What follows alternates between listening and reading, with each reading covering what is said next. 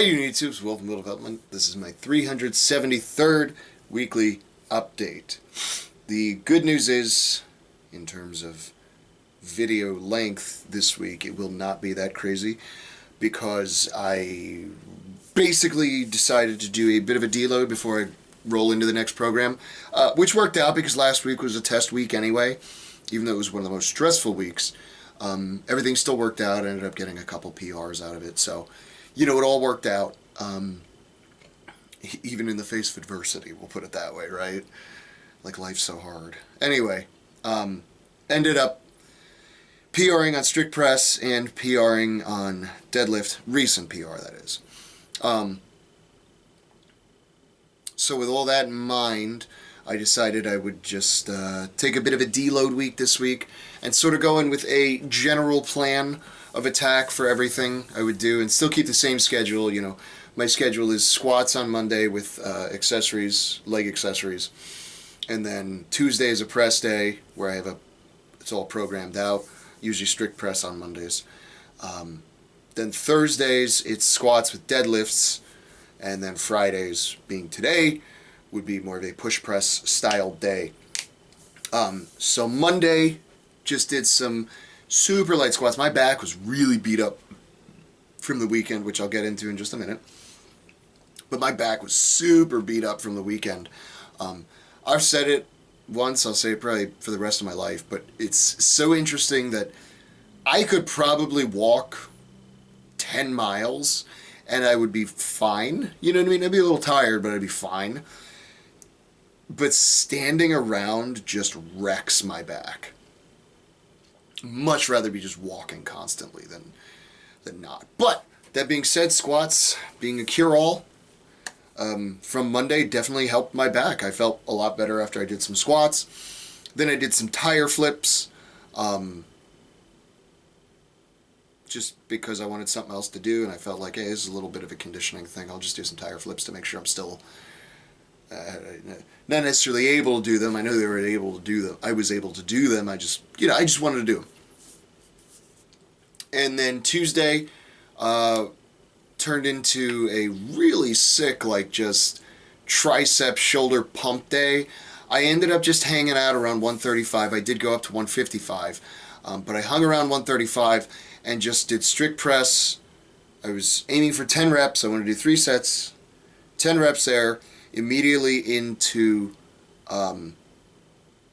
tricep press down with the rope, and then from that immediately into push-ups. So just really exhausting everything. I'm sorry, no. What I did was I did the strict press into chain lateral raises. I really like doing lateral raises with chains. It feels a lot more unstable. So you have to kind of control it more. Plus, if you set the chains just right, it gets harder where you kind of want it to get harder. You want it to get harder up here, and that's exactly what it does. It gets harder up there, and you can just feel each link picking up. And it's give that a shot if you haven't. It's a pretty interesting and neat take on a very common accessory movement.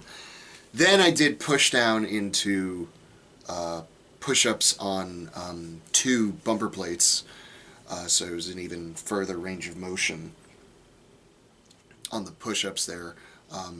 Did the press downs to failure with a weight that I was getting around 12 to 15-ish with for the first 2 sets anyway.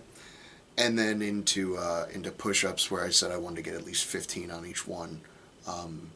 Which the first set, nothing to it, and then by that last set, it's like, well, okay, this is, it's catching up. That pump on those triceps, ridiculous. Chest didn't feel it all that much, but I'm okay with that. Wednesday I was off, poured some stones. What else is new, right? And then Thursday, yesterday, I was like, cool, I did some squats, and I said I want to just do an EMOM, and I'll just do 2 with just a lighter weight, 225, and I'll just do every minute on the minute. And I was like, how many sets do I want to do? And I was like, 5 to 7, you know what I mean? Just nothing crazy. I just wanted to do it just to do it. And did it beltless. And ended up doing 6 or 7, I think, sets of that. Again, I didn't really track this week, just because it was a sort of deload thing. And then one of the other guys in there was deadlifting, and I have a higher deadlift than him, so I knew whatever he would be working with wouldn't be enough to break me. But if I just said, did one more rep than him on every set, it would actually be in the realm of like actually pushing me, in a good way that wouldn't destroy me, but still give me a much better deadlift workout than probably what I would have done on my own.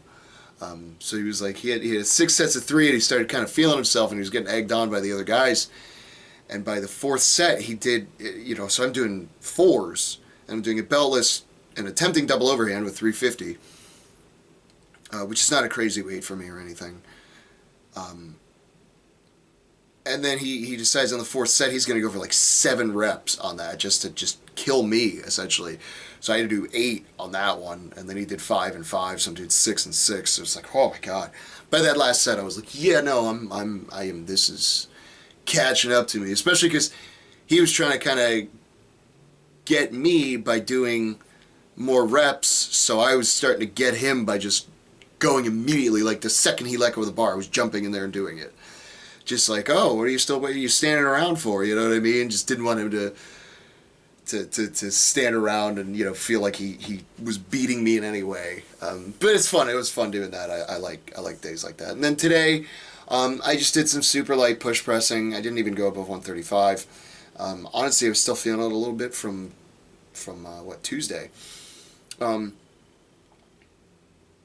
But it was no big deal. Like I said, next week back on a schedule, so we'll just go from there. That kind of thing. Now, as for the weekend, which I talked about it last week, how my stones I made were at the official Strongman Games, which is the World Games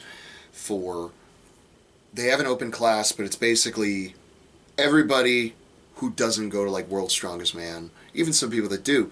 But it's masters. It's, the 175 guys, the 64 kilo women, which is like, what, 130 something, I think? The 130 something women, especially the women. The women don't really have like a world's strongest woman competition for them. And if they do, it's not advertised very well. And in defense of the show that may or may not exist, I don't search for it either. And it's not because I'm not interested. It's just, I just don't look for it, which, hey, that could change. I saw lots of tough women out there, and I've always seen good female competitors at local comps too, but, this is the best of the world. But what an amazing feeling having Steve Slater, somebody I've looked up to for years as a stonemaker, telling me he loved the work I did, and then the stones actually survived everything just fine. I would say 99% of the competitors absolutely loved them. The one complaint I did get was that they were too sticky, which I'm like, what a problem to have. To which I also said, that's your fault. I tried to tell you guys you didn't need a lot of tacky on them, so. But, it is what it is. It's almost a jest sort of thing. I didn't take anything personally in terms of that particular comment. So, yeah, what an amazing feeling that was. A lot of pride involved in that achievement. 7 years ago, you told me this is where I would be. I never would have believed it, Telling me Zydrunas Savickas is arguably the greatest or strongest man who's ever lived, lifting my stones, I wouldn't have believed you. I probably would have laughed in your face, you know what I mean?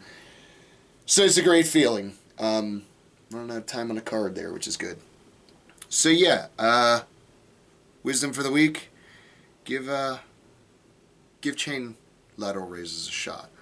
They're a lot of fun, really wobbly, and hits you where you need to be hit hardest. And if you don't, then what's your excuse?